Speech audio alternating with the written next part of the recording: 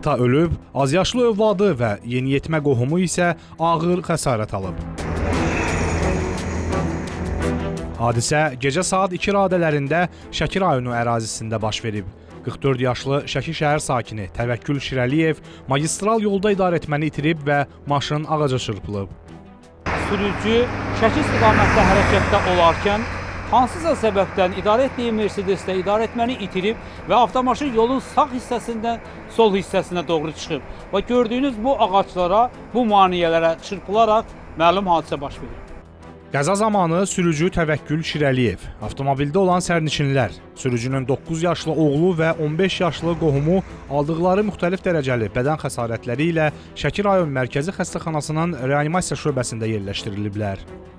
Həkimlərin səyinə baxmayaraq sürücünün həyatını xilas etmək mümkün olmayıb. Xəsarət alanlardan 9 yaşlı uşağın vəziyyəti daha ağırdır.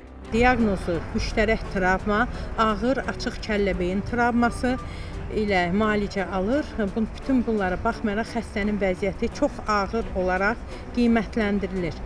Digər üçüncü şəxs isə 2010-cu il təvəllüdlü, dəqiqləşməmiş kəllə-beyin travması, travmanın nəticələri diaqnozu ilə o da Şəki rayon Mərkəzi Xəstəxanası publik hüquq şəxsin reanimasiya şöbəsindədir. Hadisə ilə bağlı Daxili İşlər Nazirliyinin mətbuat xidmətinin Şəki regional qrupundan bildirilib ki, faktla bağlı araşdırma aparılır. Rəhman Həkimzadə, Əli Cəfərov, Xəzər xəbər.